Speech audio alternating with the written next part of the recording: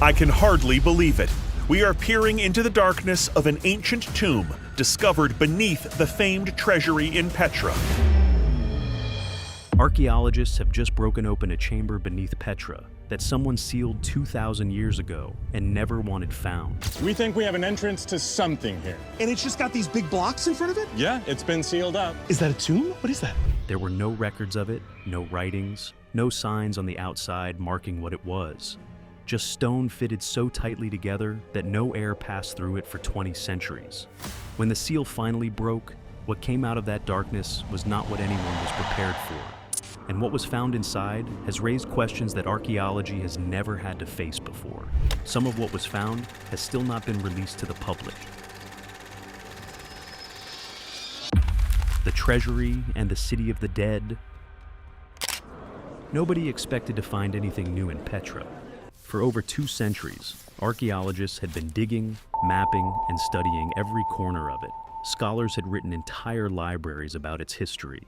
It had been photographed, analyzed, and debated by some of the brightest minds in the field.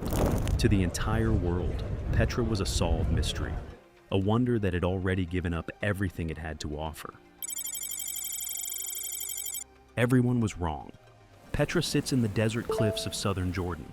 The Nabateans, an ancient Arab civilization, carved it entirely out of rose-red sandstone rock over 2,000 years ago. They did not build on top of the ground. They cut into the cliffs themselves, shaping palaces, temples, and tombs directly from the living rock. And because they were cutting rather than building, every single stroke of their tools was permanent. There was no going back, no fixing a mistake. What they carved stayed carved forever. That level of precision, carried across an entire city, speaks to a civilization that was not just powerful, but extraordinarily disciplined. At its peak, Petra was home to between 20 and 30,000 people and stood as one of the most powerful trading cities in the ancient world. But here is something most people never think about. Almost no homes have survived in Petra. The structures that remain, hundreds of them lining the canyon walls, are almost entirely tombs. Petra was not just a city where people lived, it was a city organized around death. The Nabateans believed their ancestors were still present among them. They carved dining rooms directly next to burial chambers so that families could eat meals beside their dead. To them, the dead were not gone. They were still part of the community. And at the entrance to all of it stood the treasury. To reach it, visitors must walk through a narrow corridor called the Siq. The walls rise high on both sides, blocking out almost all light. The path twists and turns for nearly a kilometer. Then it opens. And the treasury appears all at once, full height, carved in perfect detail, glowing rose and gold in the sun. First-time visitors consistently stop walking the moment they see it. The treasury is enormous. Tall columns frame its face. Carved figures fill its upper levels. At the very top sits a large stone urn. For generations, local tradition held that the urn was filled with a pharaoh's hidden gold. People believed it so deeply that they fired guns at the urn, trying to crack it open and release the treasure. The bullet marks are still visible today, but the real secret was never inside the urn. Archaeologists have debated the treasury's purpose for decades. Some believe it was a royal tomb built for a Nabatean king. Others think it served a religious function tied to sacred ceremonies, perhaps as a place where priests performed rituals and made offerings to their gods. A third group argues it served both purposes at different points in time, functioning first as a royal burial site, and later being repurposed for religious worship as the city grew and its needs changed. After all this study, no single answer has been agreed upon. The most photographed ancient monument in the Middle East, and we still do not know what it truly was. The treasury carries no inscriptions anywhere on its surface. For a monument this large and this important, that silence is deeply unusual. Every significant Nabatean structure bore text, names, dedications, religious phrases. The treasury has none. Either its identity was so well known it needed no label, or something was deliberately removed. For years, local Bedouin communities reported something strange. When they struck the ground near the treasury, they heard a hollow echo beneath their feet. They told archaeologists. They told visitors. For a long time, nobody with the right equipment came to check. Then ground-penetrating radar changed everything. breaking the seal. In 2016, a team from National Geographic and the University of Alabama pointed ground-penetrating radar at the area surrounding the treasury. Ground-penetrating radar works by sending sound waves deep into the earth and measuring what bounces back. Solid rock returns one kind of signal. Empty space returns another. What came back from beneath the treasury made the team run the scan 3 times before anyone spoke. There was a hollow chamber beneath the ground. It was large, it was structured, and it was completely sealed. When excavation finally began, the team knew immediately that this was not an ordinary dig. They started with standard tools, clearing the upper layers of soil carefully. But as they got deeper and closer to the sealed structure, everything slowed down. Metal tools were set aside. Brushes and wooden instruments replaced them. Every handful of soil was sifted by hand, photographed, and labeled. Even the smallest fragment of pottery or charcoal was collected and stored. One team member later described it as performing surgery on the earth. Then the carved steps appeared. They emerged slowly from the compacted soil, pointing downward into the dark. They were not rough or broken. They were clean, measured, and deliberate. Someone had cut these steps with a specific destination in mind. The team followed them down. At the bottom, they found the wall. It was not crumbling. It was not damaged by time. The stone blocks were cut so precisely and fitted so tightly together that not a single crack had formed in nearly 2,000 years. No air had passed through. No water, no light. The chamber had been sealed so completely that whatever was inside had been sitting in perfect stillness since the Roman Empire was still the most powerful force on Earth. The craftsmanship of that wall deeply unsettled the archaeologists. This was not a quick closure. This was not someone stacking stones in a hurry. The precision required to produce a seal that would hold for 2,000 years was extraordinary. It required planning. It required skill. It required someone with enough authority to command that level of work and enough reason to make sure it was done perfectly. That raised a question nobody could easily answer. What were they so afraid of getting out? When the seal was finally breached, the team stepped back. Cold air pushed out of the opening into the trench. It carried dust that had not moved since before Christianity spread across the world. One archaeologist described it as breathing in something that had been held prisoner. Another said, stepping closer felt wrong, as if they were crossing into a place that had decided long ago it did not want to be found. The chamber beyond the wall was not a natural cave. It was shaped. It had walls, structure, and purpose. And what those walls contained stopped the entire team cold. The burial chamber.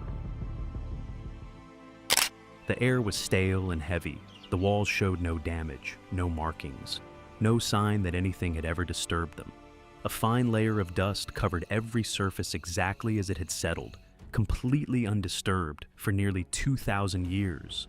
For archaeologists who spend most of their careers working with broken fragments and looted graves, walking into a space this perfectly preserved was deeply unsettling. Nothing had been touched. Nothing had been moved. It was as if time had simply stopped the moment that entrance was sealed. Then they saw the boxes. Arranged across the floor and along the walls were individual stone containers, each one carved to hold a single person.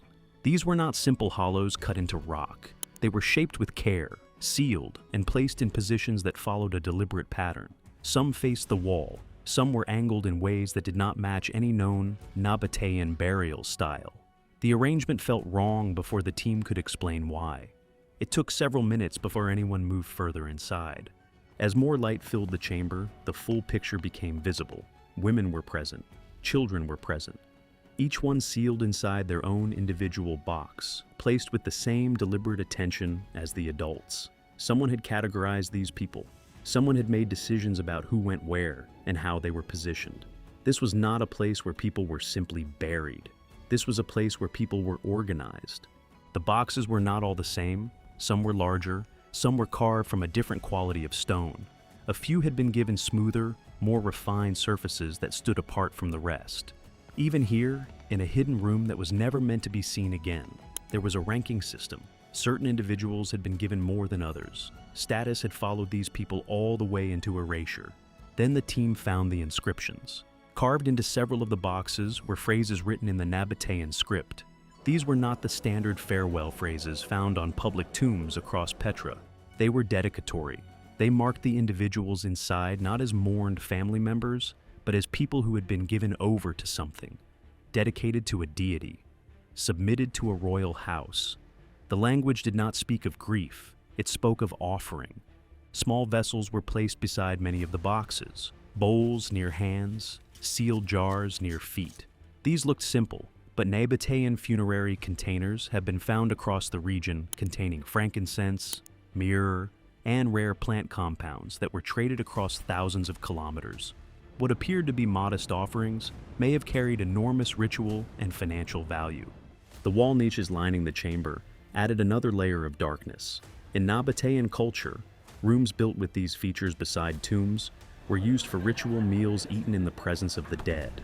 The living were supposed to return regularly to maintain a sacred bond with their ancestors. But this chamber had been sealed so completely that no one had ever returned. Whoever was placed inside had not just been buried, they had been abandoned. The covenant between the living and the dead had been deliberately and permanently broken. The team worked in near silence. Nobody said what everyone was thinking, because below this chamber there was another door, and from somewhere behind it came a smell that made two members of the team immediately reach for their masks. The sealed room.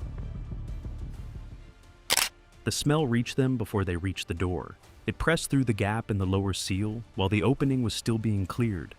It was not the dry mineral air of the chamber above. This was something far worse, thick, biological. A mixture of rot, ash, and something sharp underneath that did not belong in any sealed stone room.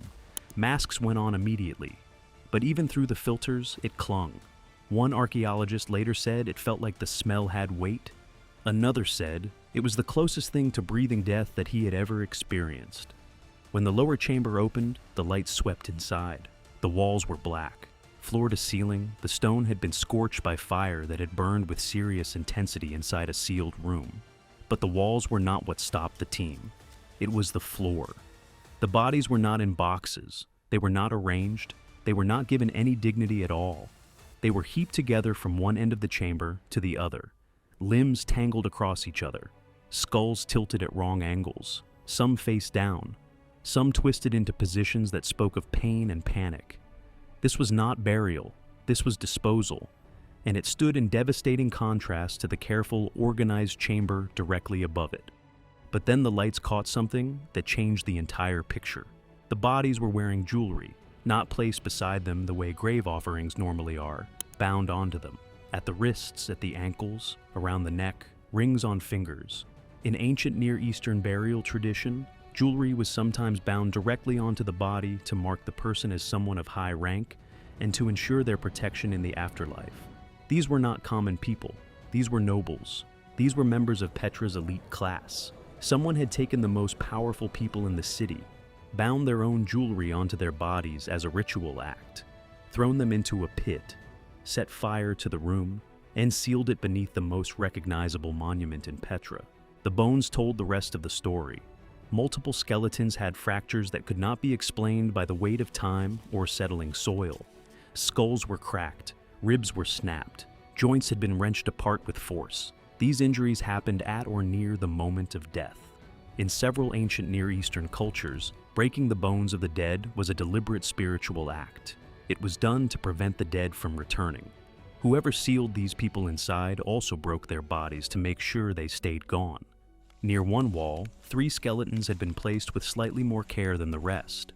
One of them wore fine bronze fittings and carried markings of high status. The 2 beside them were younger, and their bones showed clear signs of violent death. The placement was not random. The high-status individual had been flanked deliberately. Some specialists raised the possibility that the 2 younger individuals had been killed specifically to accompany the elite person into death. The team was divided on this, but the arrangement could not be explained any other way.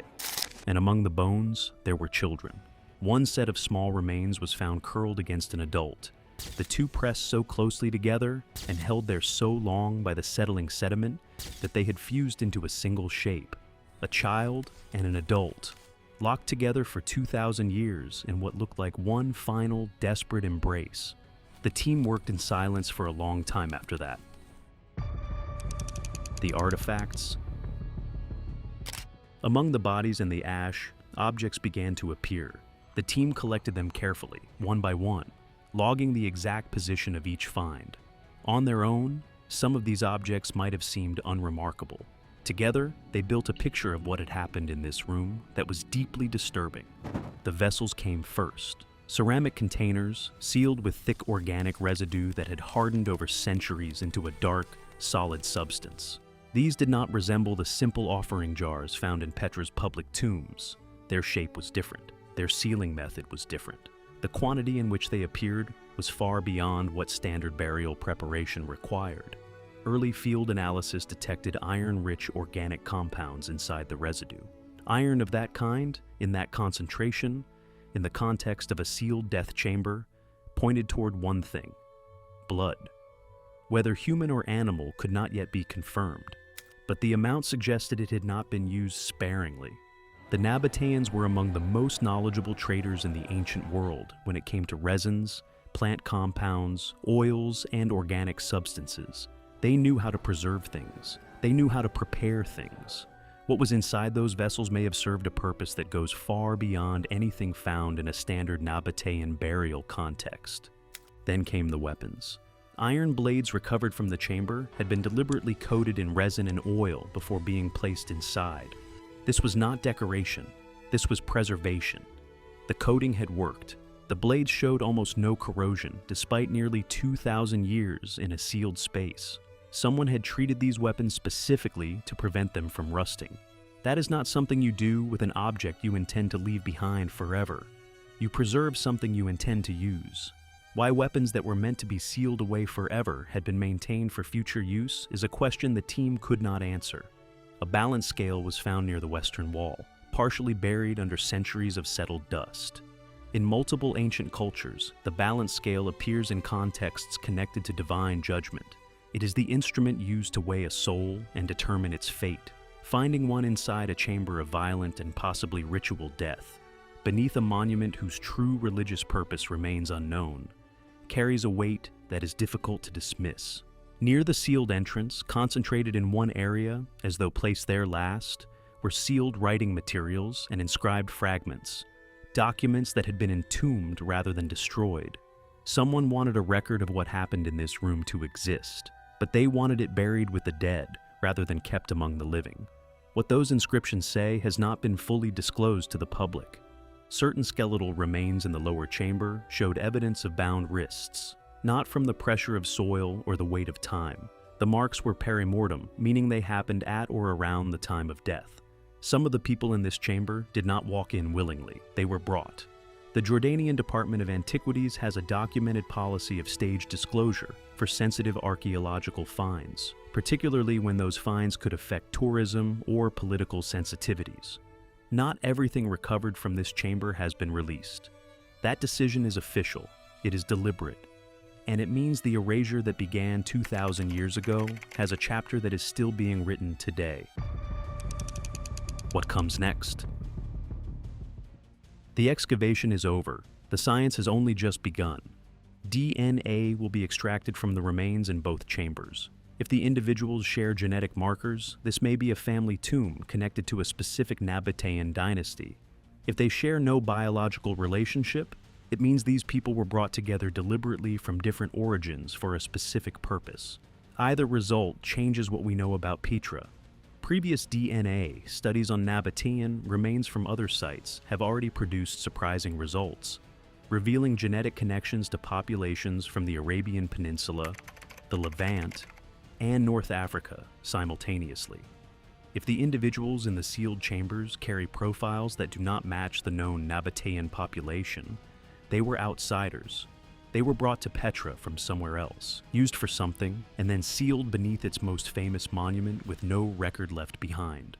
Isotope analysis will go further. By studying chemical traces preserved in teeth and bone, scientists can reconstruct where a person grew up and what they ate throughout their life.